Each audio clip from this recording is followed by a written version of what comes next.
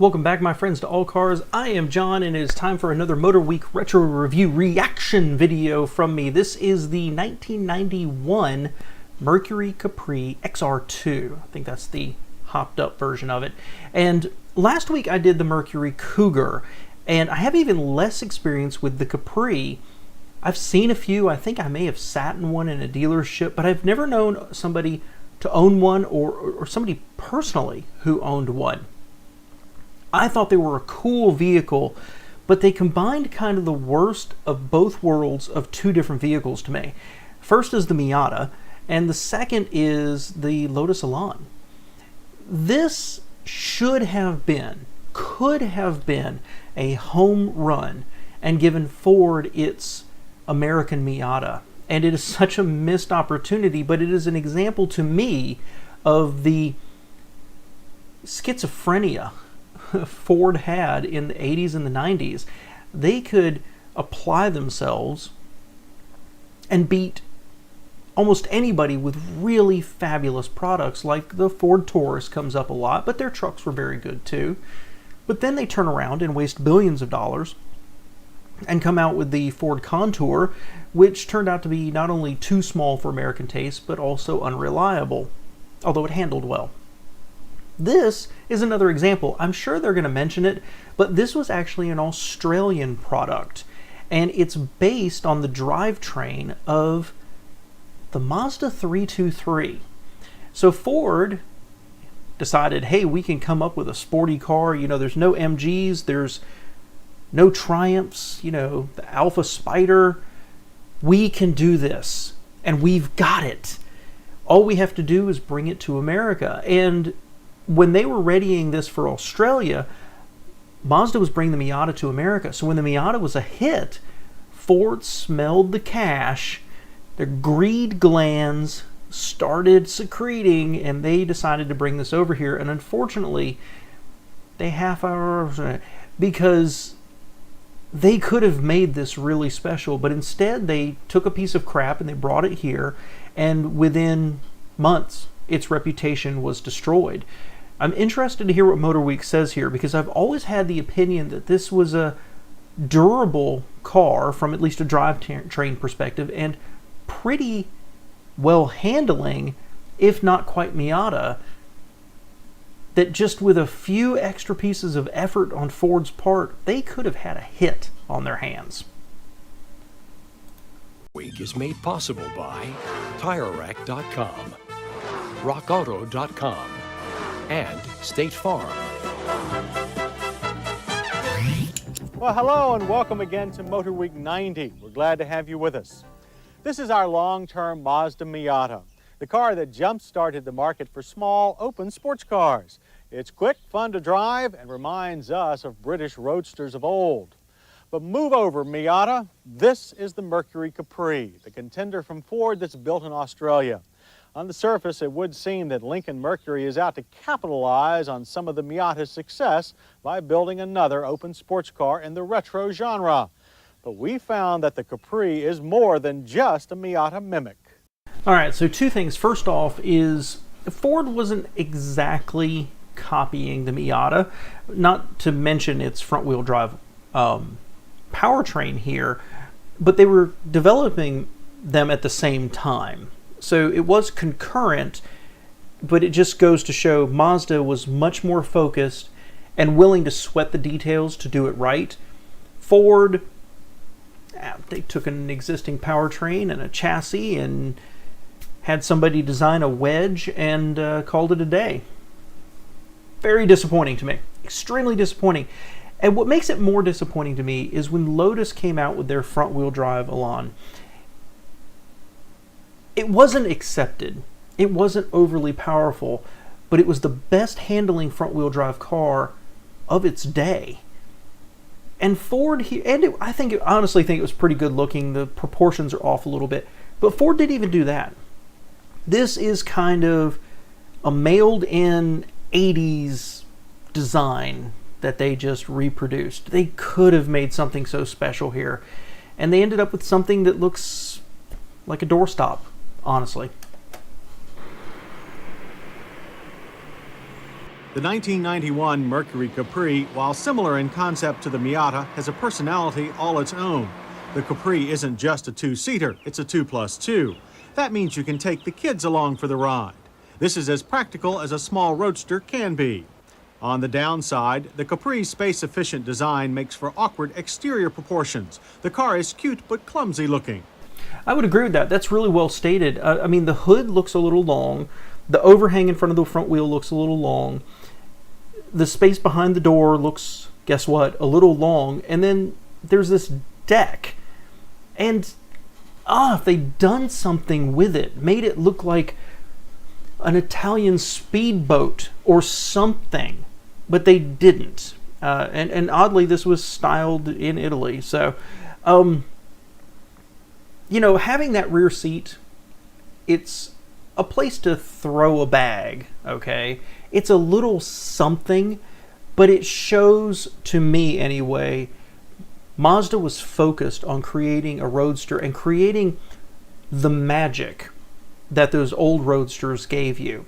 And I think they succeeded brilliantly. This was a two-door convertible, honestly, and they kept having to compromise and split the difference. And they ended up with something that I do not think it's ugly, but any designer, I think, could look at this and say, well, we haven't created something classic here. But little else about it is clumsy.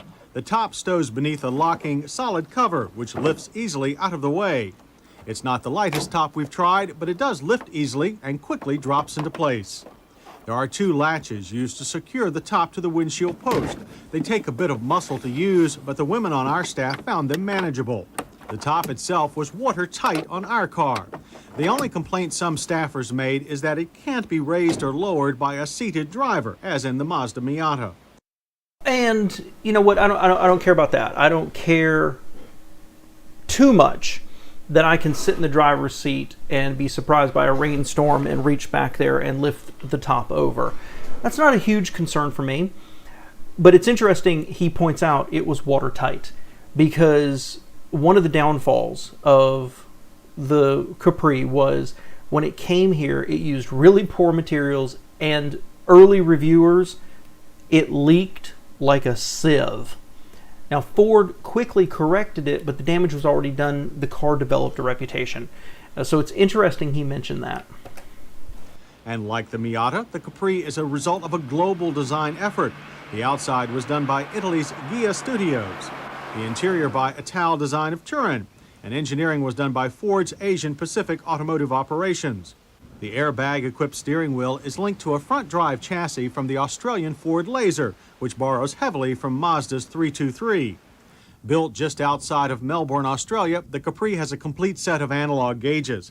Unfortunately, parts of some of them are blocked from view by the steering wheel rim. Yeah, in spite of that criticism, I like these gauges. A little basic for today, certainly, but look at that. They look big and clear. I like that.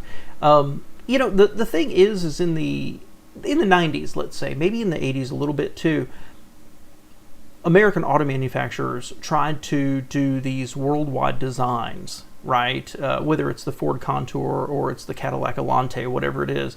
Has any of them really gone well?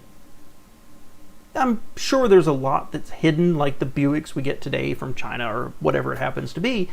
But overall, you end up with this mix, and it seems to always pull from the weakest of everything. I'm glad that Ital designed the interior, but it doesn't look that great. Let's see some more. As on the new Ford Escort, there's an arrow to show you which side to put towards the fuel pump. That is, I take that for granted, honestly. It's in every car I've owned, and I take that for granted. That's fascinating to me that they mention it as an innovation. When did that start? Who did it first? And why wasn't it widely accepted? That's the stupidest little thing, but that's pretty freaking cool. There's also plenty of leg room, and generous adjustments for rake and height help the driver to find a comfortable position. But drivers with shorter legs may end up banging their right knee on the center console.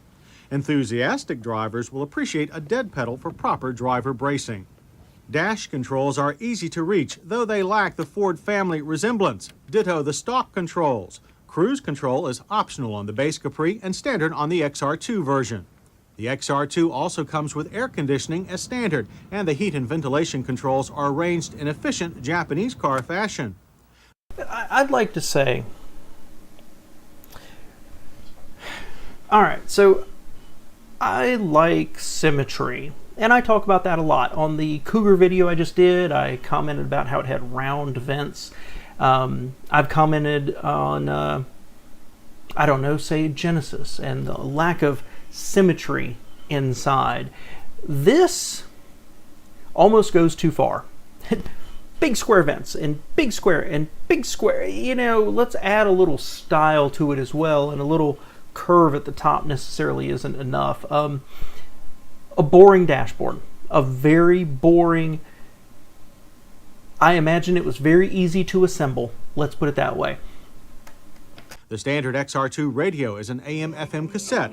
A premium sound system is available, as well as a compact disc player or changer. All Capris get 6.2 cubic feet of luggage space. The area is very square, and Ford claims you can fit 2 sets of golf clubs back here. There are no golfers on the Motorweek staff, but there are some skiers, and that's why this fold-down back seat with trunk pass-through is so attractive. It enlarges the cargo area to 8.6 cubic feet, but it only works when the top is up. The heart of the Capri is a 1.6-liter 4-cylinder 16-valve engine. The base Capri gets a 100 horsepower unit. The XR2 comes with this turbocharged intercooled version that produces 132 horsepower. That's delivered to the front wheels through a 5-speed transaxle, but a 4-speed overdrive automatic is optional. The engine is not as smooth or quiet as some 4s on the market, but it's not obtrusive either. And the XR2 is pretty sprightly. Our car ran to 60 miles per hour in 8 seconds. A quarter mile took 16.1 seconds with a final speed of 87. Torque steer is apparent on the turbo, which is something traditional rear drive sports car enthusiasts won't like. But there's plenty of power here to make the XR2 entertaining. Very interesting. So congratulations, you are doing pretty well with what amounts to a Mazda 323 engine and drivetrain. 100 horsepower, I like that. It's a nice round number, right? The turbo, quite a bit better, but I'm going to tell you what, I think that was in a tenth of a second of the Mercury Cougar that I did the reaction video to with a V6. That tells you how light this car was. That's not bad. Again, not eye-wateringly fast, but that's pretty competitive. I like that. And while I like the Cougar, and I think the Cougar would be very easy to live with on a daily basis, I said, this, I don't know. That would be easy. That would be good acceleration for day-to-day life in a package that's not friendly for day-to-day life. In addition to a turbocharger and racier gear ratios, the XR2 also gets a thicker rear anti-sway bar than the standard Capri. As expected in a front drive car, there's plenty of front-end plow to keep the uninitiated out of trouble. Overall feel is nimble, and the steering is very accurate, if not super quick. Flex in the body structure is noticeable, but far less than most coupe to convertible conversions. On the plus side, the ride is exceptional for a car with such a short wheelbase and sporty purpose. Wet road traction is also quite good. So that's interesting, because a lot of what they're saying here is good if you're not talking about a sports car. And you don't want a sports car to be unsafe, but they talk about the body flex, they talk about the torque steer, they talk about the plowing slightly, but it feels nimble. They talk about its wet weather handling and its exceptional ride. This is more like the description of an economy car than a sports car. As for brakes, the Capri gets disc at all 4 wheels. We noted efficiency diminished after several hard stops, and our car kept wanting to lock its left front wheel. But the Capri has a nice firm pedal and stops in a moderately short distance. Our car needed 126 feet on average to stop from 60 miles per hour. For comparison, that's about 10 feet longer than that Cougar did. The Capri's EPA mileage ratings were not available for our deadline, but we managed 28 miles per gallon in typical driving. Interior sound measured 71 decibels, reasonable for any car with a soft top. And you may be happy to know that a hard top is available. Made of metal, it passes government roof crush standards and sports a rear window defogger. It also comes with its own storage stand and a protective cover. Get the hard top, make your car look even more awkward than it already does. It's almost like the windshield and hard top are shifted back, like somebody photoshopped it. Ugh. That will cost you $1,224. The Capri itself will set you back $12,588, $15,522 if you want the more potent XR2.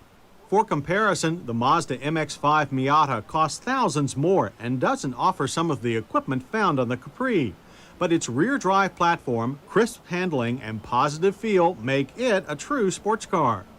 So what then is the Capri? A very good, inexpensive, small convertible. It's a terrific alternative for someone who wants a Miata but needs more room and the extra traction of front-wheel drive. It's also for someone who wants a Mustang GT convertible but doesn't want to fill the tank. Like the Miata before it, the Capri has a place of its own in the market, and it fills that place very well. And I would go ahead and say that when you have that much explanation of where a car should fit in the market, the question becomes, is there a market, or are you making a car that has no market? And in the Capri's case, they had no market. I don't know what their sales were. I looked it up before this video. I didn't really see it, but it doesn't matter. It only lasted a few years, and it was widely criticized and gained a bad reputation right off the bat. The fact is Ford, like I said, they could have had a hit on their hands, but every single decision, from the platform to use, the powertrain, the back seat, building it in Australia, the materials and the design of the dash, and everything led to a car that tested okay, but really ends up being a convertible economy car without any of the benefits of having an economy car. I mean, a GTI would do better than this. So it really bothers me. It's an example of the dysfunction in Ford in the 90s to me. And that all being said, I love the Miata. I think, while people and other YouTubers love Ferraris and Lamborghinis and McLarens and whatever it happens to be, and sure, I like those things too. Don't get me wrong. I would love to go drive a Lamborghini. When it comes to reasonable purchases, I think the Miata is amazing. It's so tactile, and you're so with the car. That being said, I don't know that I'd ever buy one, because it would truly be a second or third car that would just sit there for a sunny day like today when I could put the top down and enjoy myself. That doesn't happen a lot. This, however, the Mercury Capri, comes from the island of broken toys. Cars that are forgotten or underappreciated. And I would love to have one for that reason. Just like I'd like to have a 84K car. It's ridiculous to even think about owning one when there's better options out there. But dang, I'd like to have one of these and tool around in it for a while and enjoy it. Because I think that with the accumulation of tiny little decisions along the way, Ford could have had something that maybe didn't compete directly with the Miata, but could have held its own, carved out a space, and truly produced a little special American convertible. And they botched it every single step of the way. Absolutely pains me to say it, but that's my opinion. Let me know if you had one, or if you like them. Let me know below what you think of them. Hey, and if you live near Charlotte, I'd love to come take a look at it, guys. Thanks for being here. Appreciate it.